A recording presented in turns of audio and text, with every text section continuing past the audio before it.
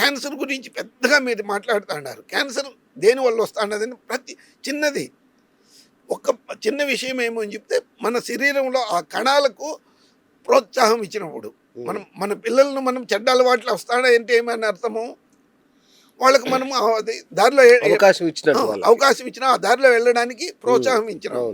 అదే మాదిరిగా మన శరీరంలో ఉండే కణాలకు ఎప్పుడైతే సరైన ఆహారము సరైన అది శ్వాస వెళ్ళడం లేదు, దానికి కావాల్సింది ఎప్పుడు కూడా బాగుండడానికి ఏం కావాలా, వాళ్ళకు క్రమశిక్షణ కావాలి.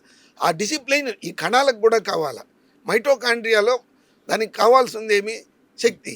ఆ శక్తి అది ఉత్పాదన చేసుకుంటుంది, కాకపోతే దానికి అవకాశం ఇవ్వాలి. ఆ శ్వాస అనేదాన్ని అక్కడికి తీసుకెళ్ళాలంటే ఏం మీరు పట్టుకొని తీసుకెళ్తారా అని అడిగినారు.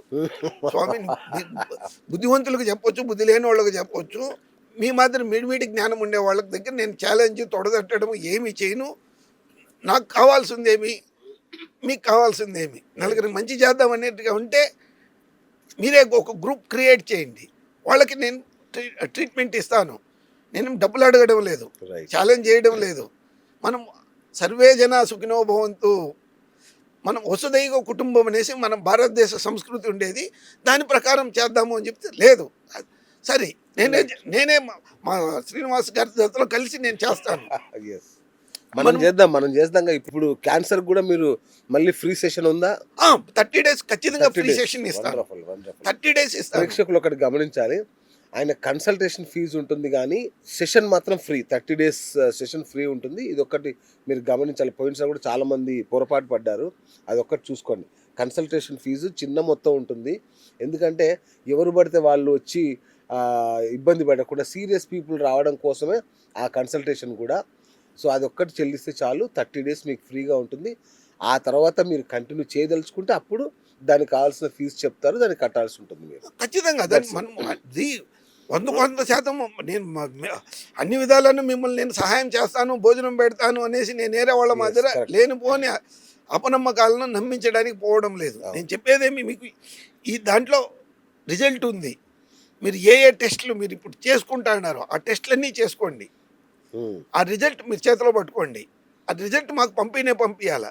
ఆ 30 days తర్వాత ఆ రిజల్ట్ మీరు ఏం టెస్ట్ ఉండదు. నేను ఆ టెస్ట్ ఈ టెస్ట్ మిమ్మల్ని భయపెట్టడానికి నేను చెప్పడం లేదు. మీకు సాధ్యమైనంత వరకు మీరు ఎక్కడైతే కన్సల్టేషన్స్ ఉన్నాయో దాంట్లోనే ఉండండి. వాళ్ళ జతలో మనం కోఆర్డినేట్ చేద్దాం. ఏమి నేను చెప్తా ఉండేది ఏమి, శ్వాసక్రియలు, మనం నీళ్ళు ఎలా తాగాలి, భోజనం చేసేటప్పుడు ఏ భోజనం మనకు ఉపయోగపడుతుంది, ఎలా ఉపయోగపడుతుంది, ఎందుకు తినాలి, సూర్యరశ్మి ఉండేటప్పుడే ఎందుకు తినాలి, ఎలా తినాలి, ఆ తిన్నప్పుడు మనం ఏం చేయాలి, నీళ్ళు ఎంత తాగాలి, ఎలా తాగాలి, మీ ఆహార పద్ధతినే, మీ లైఫ్ స్టైలే. కాకపోతే మీకు అది జబ్బు రాకుండా భయపడకుండా ఉండేది ఎలా, ఆ భయాన్ని నివారించుకోవడం ఎలా, నివారించుకున్న దాన్ని మనము ఎలాంటి పరిస్థితుల్లో దాన్ని తీసుకోవచ్చు. నేను గత 40 సంవత్సరాలుగా ప్రయత్నాలు చేసి చేసి చేసి అనేక పద్ధతులను ఒకే చోట కేంద్రీకృతం చేసుకున్న తర్వాత నేను చేయాలనే ఉద్దేశంతో నేను చేస్తా ఉన్నాను. ఒకరి దగ్గరికి పోయేసి ఆకు ప్రెషర్, ఇంకొకరి దగ్గరికి పోయేసి ప్రాణాయామం, ఇలాంటివి కాదు. మనం ఒక గ్రూప్గా ఈ క్వాంటమ్ హీలింగ్ అనేది చాలామంది చెప్తా ఉన్నారు. అది నిజమైన ఇది లా ఆఫ్ అట్రాక్షన్ అంటారు, మీరు వినుంటారు బాగా.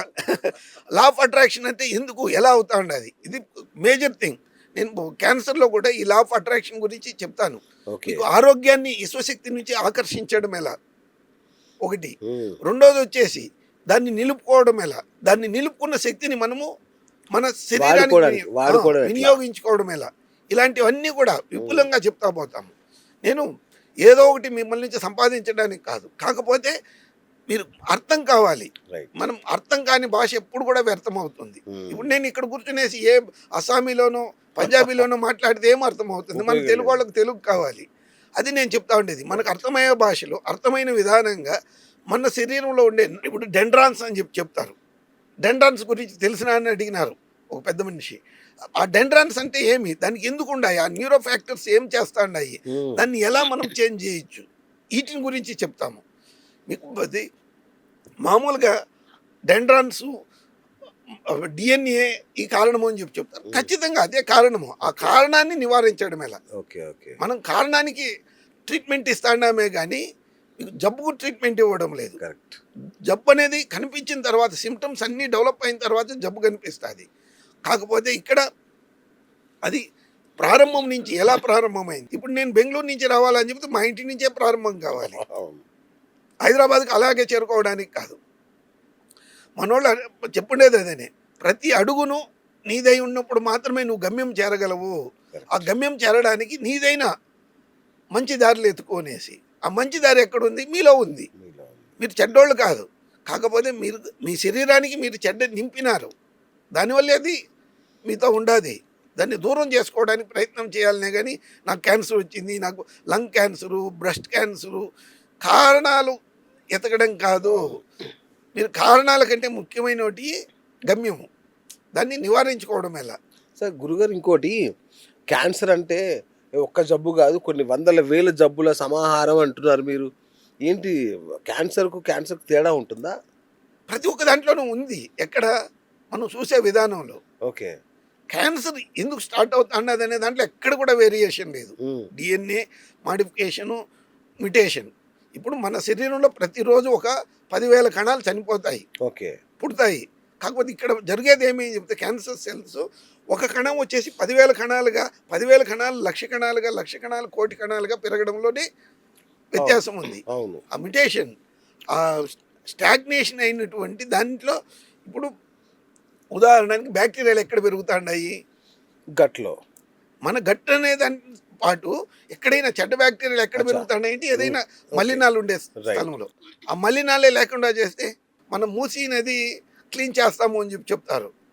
మూసీ నది ఎట్లా అవుతాండి? ఎక్కడిదక్కడ క్లీన్ చేయడం కలిగితే కాదు, దాని నివారణ ఉంది. అదే మాదిరి మనలో కూడా ఒక మూసీ నదిని తయారు చేసుకోవద్దు. మనలో ఉండే చెడ్డ కాలువలు, ఈ ఆలోచనలు, ప్రతి ఒక్కదానికి నేను చెప్పేది primary cause is your thoughts, okay, your brain, అచ్చా, your thinking power, okay, your breathing. వీటిని మనం క్వాలిఫైడ్గా చేసుకుందాము.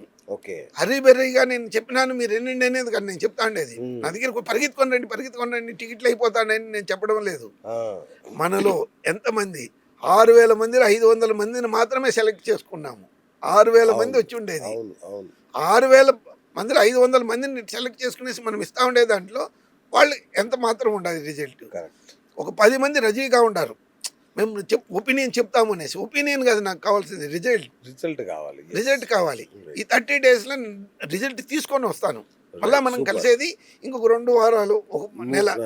ఇది కోర్స్ అయిపోయిన వెంటనే మళ్ళీ ఒకసారి వాళ్ళందరితో పాటు కూర్చోవాలి మనం, ఒకరిద్దరు కాదు, జూమ్ లో కూర్చునేసి మనం అందరినీ కూడా కలిపి చేసి ఒక రికార్డ్ చేద్దాం. సూపర్. ఇప్పుడు ఆల్రెడీ జూమ్ లోనే చేస్తాను, రికార్డింగ్ ఉంది, ప్రతిరోజు క్వశ్చన్ ఆన్సర్స్ ఉంది. వాళ్ళ నుంచి నేను వస్తాను, నేను వచ్చి నేను వాళ్ళని ఇంటర్వ్యూ చేస్తా. అంతే. ఏంటి ఎలా చెప్పారు సుబ్బయ్య గారు, ఏం జరిగింది మీకు, మంచి జరిగిందా, తగ్గిందా, ఏమన్నా గుణం కనిపిస్తా, నేను మాట్లాడతాను. అంతే. అట్లా చేద్దాం. మన ఇద్దరం మాట్లాడినా కానీ కొద్దిమంది అపోహ కావచ్చు, అందరూ వాళ్ళతోనే మాట్లాడారు. ఎవరైతే ఛాలెంజింగ్ చేస్తాడారో వాళ్ళే కూర్చొని బెస్ట్